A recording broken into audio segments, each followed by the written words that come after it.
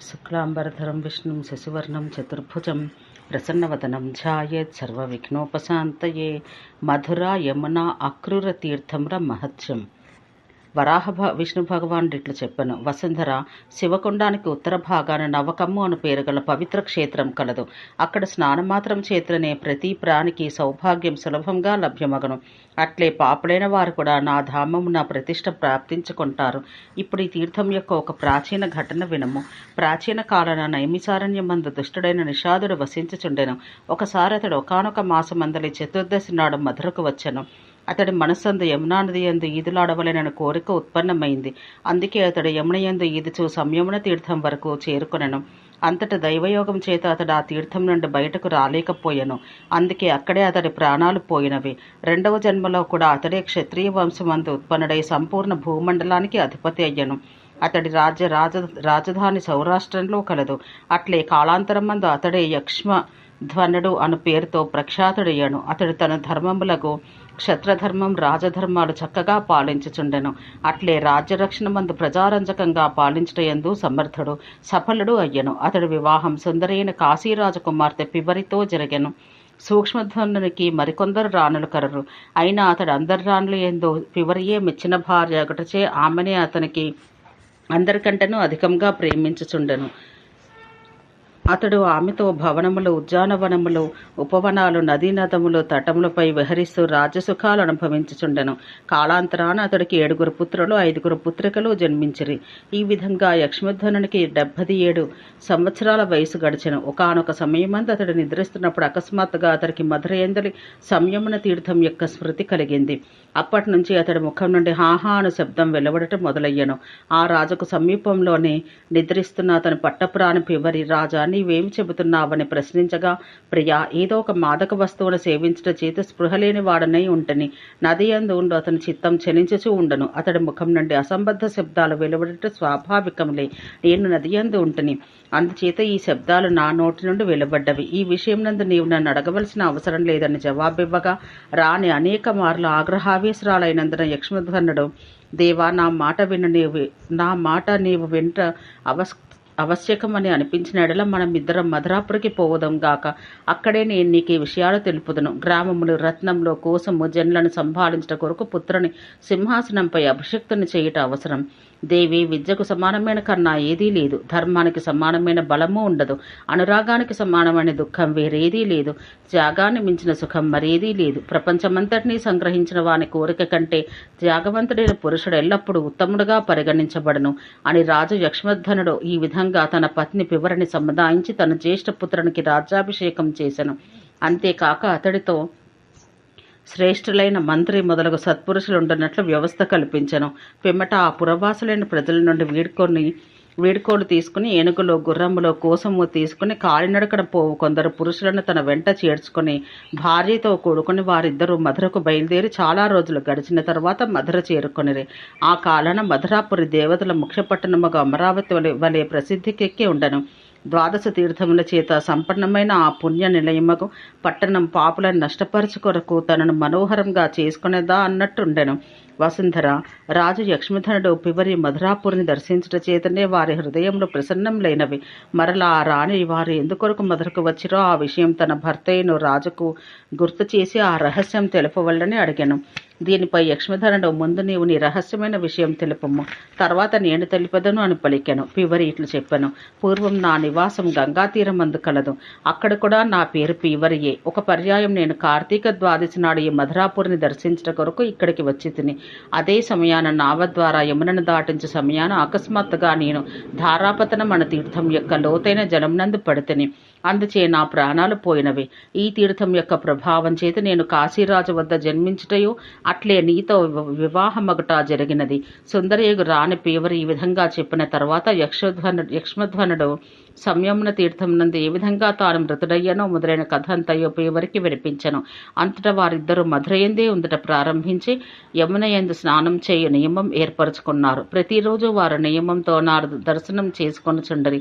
కొంతకాలం గడిచిన తర్వాత అక్కడే వారు శరీర త్యాగం చేసి అన్ని బంధనాల నుండి ముక్తులై నా లోకములకు చేరు ప్రాప్తం కలుగువారయ్యరి.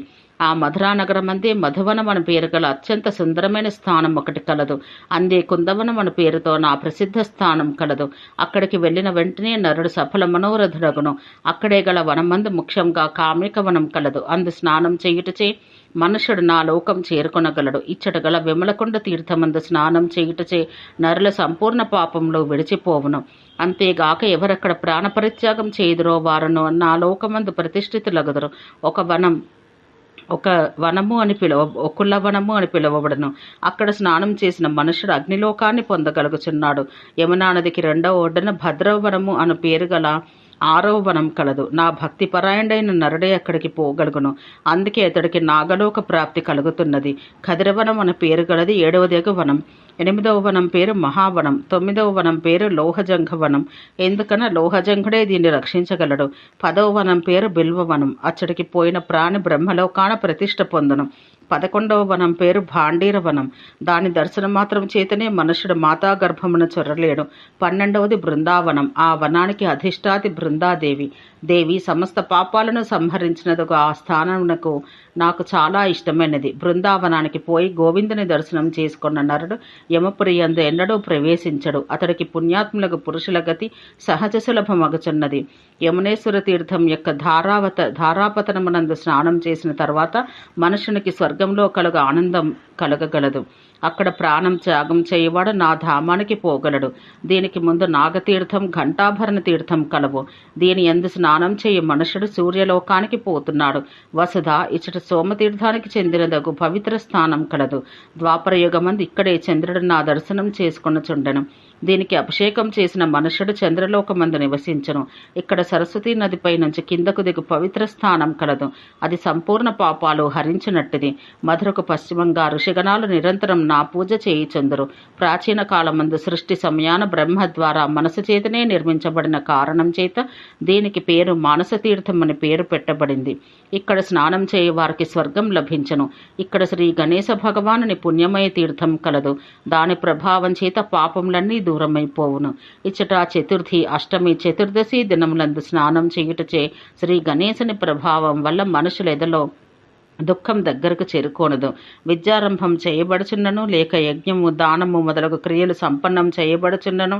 అన్ని సమయములందు గౌరీనందనుడగు గణేశుడు ధర్మకర్తయగు పురుషునికి సమస్త కార్యములు ఎల్లప్పుడూ నిర్విఘ్నములుగా పూర్తి చేయించి ఇచ్చెదరు. ఇచ్చటి నుండి అర్ధక్రోశం దూరమున పరిమాణం నందు మహాదుష్కరమైన శివక్షేత్రం కలదు. అచ్చట ఉండి శంకర భగవానుడు మధురాపురిని నిరంతరం రక్షించుచుండను. దాని జలమునందు స్నానము, ఆ జలము యొక్క పానము చేసి మనుషులు మధురావాస ఫలప్రాప్తి పొందుచున్నారు. వరాహ భగవానుడు ఇట్లు చెప్పాను, దేవి, ఇప్పుడు నేను మరి ఒక దుర్లభమైన అక్రూర తీర్థం వర్ణిస్తున్నాను. ఆయన సూర్యుడు కర్కాటక రాశిలోకి వచ్చినప్పుడు దక్షిణాయనం, అట్లే మకర రాశిలోకి ప్రవేశించినప్పుడు ఉత్తరాయణం జరుగును. సూర్యుని ఈ షాన్మాసిక కదలిక లేక స్థితిని అయనం అంటారు. విషువత్ రాత్రింబగళ్ళు సమానం ఎప్పుడగనో దాన్ని విష్ణుపది అంటారు. ఇట్టి స్థితి మార్చి 15వ తేదీన, సెప్టెంబర్ 23వ తేదీన వచ్చను. అట్లే విష్ణుపది వృష, సింహ, వృశ్చిక, కుంభరాశుల్లో వచ్చే సూర్య సంక్రాంతిని విష్ణుపది అందరు. ఈ శుభ సమయంలందు నేను శ్రీకృష్ణ స్వరూపంతో అక్కడ ఉండను. ఇక్కడ సూర్యగ్రహణ సమయమందు స్నానం చేయుటచే మనుష్యుడు రాజసూయం, అశ్వమేధ యజ్ఞాల ఫలం పొందగలుగును.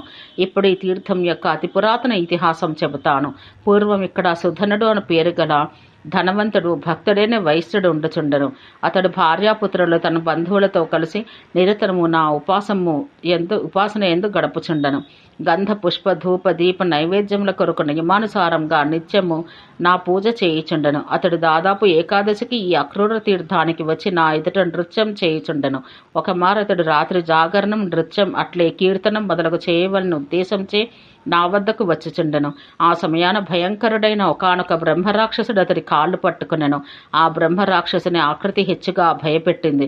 వెంట్రుకల పైకి నిక్కపొడుచుకుని ఉండెను. అతడు సుధనునితో ఇట్లు చెప్పాను, వైశ్య, నేను నిన్ను భక్షించి తృప్తి పొందగలను అని అనగా సుధనుడు ఇట్లు చెప్పాను, రాక్షస, చాలును, నీవు కొద్దిసేపటి వరకు ప్రతీక్షించుచుండము.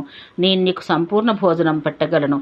తర్వాత నీవు ఈ నా శరీరాన్ని కూడా భక్షించదవు. కానీ ఈ సమయమందు నేను దేవేశ్వరుడైన శ్రీహరి ఎదుట నృత్యం రాత్రి జాగరణం చేయుటకు వెళ్తున్నాను. నా ఈ వ్రతం పూర్తి చేసుకుని నేను ప్రాతకాలాన సూర్యుడు ఉదయించగానే నీ వద్దకు తిరిగి రాగలను. అప్పుడు నీవు నా ఈ శరీరాన్ని తప్పక భక్షించము.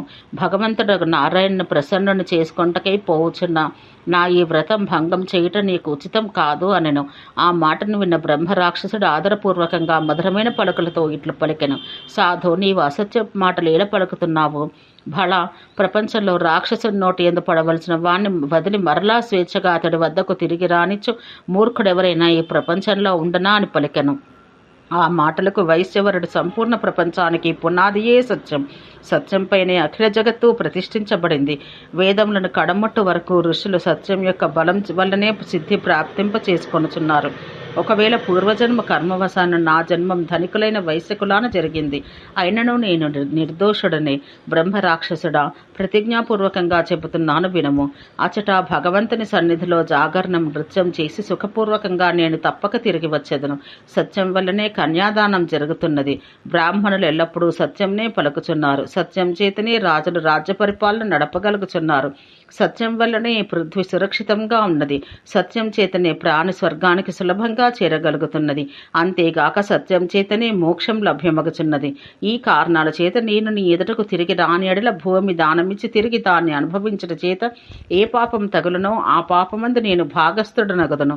తర్వాత క్రోధము లేక ద్వేషవశాన ఎవడి భార్యను వదిలివేయనో వాని పాపం నాకు కలుగుగాక. ఒకవేళ నేను మరలా నీ ఎదుటకు రాని ఎడల ఒకచోట కూర్చుని భోజనం చేయ వ్యక్తుల యందు పంక్తి భేదం చేత ఏ పాపం తగులునో ఆ పాపం నాకు తగులుగాక. లేని ఎడల నేను నీ వద్దకు మరలా రాని ఎడల ఒకమారు కన్యాదానం చేసి మరి రెండవది దానం చేయుట, లేక బ్రాహ్మణ హత్య చేయుట, లేక మధిరాపానం ఉనర్చుట, దొంగతనం చేయుట, వ్రతభంగం చేసిన తర్వాత ఏ నీచగతి కలుగునో ఆ దుర్గతి నాకు కలుగునుగాక అని చెప్పాను. వరాహ భగవానుడిట్లు పలికెను. దేవి, సుధనుని మాటలు విని ఆ బ్రహ్మరాక్షసుడు సంతుష్టుడయ్యాను. అతడు, సోదరా, నీవు వందనీయుడవు. ఇప్పుడు నీవు కోరినట్లు యథేచ్ఛగా పొమ్ము అని అనుజ్ఞ ఇచ్చెను. అటు పిమ్మట ఆ కళామర్మజ్ఞులైన వైశ్యుడు నా ఎదురుగా వచ్చి నృత్యగానాలు చేస్తూ ప్రాతకాలాన ఓం నమో నారాయణ అని ఉచ్చరిస్తూ యమునయందు మునకలు వేసి స్నానం చేశాను. పిమ్మట మధురకు పోయి నా దివ్య రూపం దర్శించను. దేవి, నేను ఆ సమయాన వేరొక రూపం ధరించి అతడిదిటే ప్రత్యక్షమై ఇట్లు ప్రశ్నించి తిని, అయ్యా, నీవు ఇంత శీఘ్రంగా ఎక్కడికి పోవుచుంటివి అని అడగగా, సుధనుడు, నేను నా ప్రతిజ్ఞ అనుసరించి బ్రహ్మరాక్షసునితో నీకు ఆహారంగా మరలా వస్తానని చెప్పి తిని నేను నా ప్రతిజ్ఞానుసారం బ్రహ్మరాక్షసుని వద్దకు పోతున్నాను అనెను. అప్పుడు నేను అతడిని అడ్డగించి ఇట్లా పలికి తిని, పాపరహితుడా, నీ వచ్చడికి పోవటం మంచిది కాదు. బ్రతికి ఉండడల్నే ధర్మానుష్ఠానం చేయట సంభవం మగను అని చెప్పిన నా మాటలు విని వైశ్యుడు, మహాభాగా, నేను బ్రహ్మరాక్షసుని వద్దకు అవశ్యం పోతాను. దానివల్ల నా సత్య ప్రతిజ్ఞ సురక్షితంగా కాపాడిన వాడనగదును. జగత్ప్రభుడైన విష్ణు భగవాన్ నిమిత్తం రాత్రి జాగరణం నృత్యం చేయుట నా వ్రతం. ఆ నియమం సుఖపూర్వకంగా పూర్తయింది అని ఈ విధంగా పలికి అతడు అక్కడి నుండి బయలుదేరిపోయి బ్రహ్మరాక్షసునితో ఇట్లా పలికెను. రాక్షసుడా, ఇప్పుడు నీవు నీ ఇచ్ఛానుసారం ఈ నా శరీరం తిని ఆకలి తీర్చుకోవడము. ఇట్లు చెప్పగా బ్రహ్మరాక్షసుడు, వైశ్యవరా, నీవు వస్తుతః సత్యము ధర్మాలు పాటించు సాధు పురుషుడవు. నీకు శుభమగుగాక. నేను నీ నడవడిక చేత సంతుష్టుడనైతిని. ఇప్పుడు నీవు నాకు నృత్యం జాగరణాల పూర్తి పుణ్యం నాకు ఇచ్చి దయచూపము. నీ ప్రభావం చేత నేను ఉద్ధరించబడదునుగాక అనగా వైశ్యుడు, రాక్షస, నేను నీకు రాత్రి జాగరణం నృత్యాల పుణ్యమందు భాగం ఇయ్యజాలను. అర్ధరాత్రి ఒకజాము లేక అరజాము పుణ్యాన్ని కూడా నీకు ఇచ్చుటకు నేను సమర్థుడను కాను అనగా వైశ్యుని మాటలకు రాక్షసుడు, ఒక నృత్యం యొక్క పుణ్యం నాకు దయతో ఇమ్మనెను. ఆ మాటలకు వైశ్యుడు, నేను నీకు పుణ్యమును గాని మరి ఏదియును గాని ఇయ్యలేను. అయినను ఒక మాట చెబుతున్నాను, అందుకే నేను ఇక్కడికి వచ్చి తిని. దానితో నీవు ఏ కర్మ యొక్క దోషం చేత బ్రహ్మరాక్షసుడవైతివి, ఈ విషయం రహస్యం కానియడలు నాకు తెలుపమని వైశ్యుడు అడిగాను. అప్పుడు బ్రహ్మరాక్షసుని ముఖంపై సంతోషం ఏర్పడింది. అతడు, వైశ్యవరా, నీవిట్టి మాటలు ఎందుకు చెబుతున్నావు? నీకు దగ్గరగా ఉండవాడని. నా పేరు అగ్నిదత్తుడు. నేను పూర్వజన్మమందు వేదాభ్యాసుడనైన బ్రాహ్మణుణ్ణి. అయినను చౌర్యదోషం చేత నేను బ్రహ్మరాక్షసుడిని కావలసి వచ్చింది. దైవయోగం చేత నీతో కలయిక కలిగింది. ఇప్పుడు నీవు నాకు ఉపకారం చేయి, దయచూపము. వైశ్యవరా, నీవు ఒకే నృత్యం లేక గాఢం లేక పుణ్యం నాకు ఇమ్ము, అట్లయినా నేను ఉద్ధరింపబడదును అని ప్రార్థించగా వైశ్యుడు, రాక్షసుడా, నేను ఒక నృత్య పుణ్యం యొక్క ఫలం నీకు ఇచ్చి తిని అని పలికెను. అందుచేత ఆ నృత్యం చేసిన పుణ్యం యొక్క ఫలం చేత అతడికి వెంటనే ఉద్ధరణ జరిగింది. బ్రహ్మరాక్షసుని పుట్టక ఎల్లప్పుడూ ముక్తి లభ్యమైనది. వరాహ భగవానుడు ఇట్లు చెప్పెను. దేవి ఆ సమయానే బ్రహ్మరాక్షసుని స్థలంలో శంఖచక్ర గదా పద్మాలు ధరించిన శ్రీహరి భగవానుడు ప్రత్యక్షమయ్యను. ఆ సమయాన నా విష్ణు రూపం శ్రీ విగ్రహం యొక్క కాంతి మహాదివ్యంగా ఉండను. భక్తుల కోరికలు తీర్చువాడనగు నేను ఆ వైశ్యంలో మధురముగ మాటల చేత ఇప్పుడు నీవు సపరివారంగా ఉత్తమ విమానం అధిరోహించి దివ్యమైన విష్ణులోకానికి పొమ్ము. వసుంధర ఈ విధంగా తెలిపి నేను అక్కడే అంతర్ధానుడైతిని. సుధరుడు కూడా తన పరివార సహితంగా దివ్యమగ విమానం ద్వారా సశరీరంగా విష్ణులోకానికి పోయెను. దేవి, అక్రూర తీర్థం యొక్క ఈ మహిమ నేను నీకు తెలిపితిని. కార్తీక మాసమందు శుక్లపక్ష ద్వాదశి తిథి నాడు ఈ తీర్థాన ఎవరు స్నానమాచరించనో అతనికి రాజసూయ యజ్ఞఫలం లభించను. ఇంకను అక్కడ శ్రాద్ధం మొదలగు వృషోత్సర్గం చేయ పురుషుడు తన కులమంతను అట్లే పితరులను ఉద్ధరించను. ఓం శాంతి శాంతి శాంతి.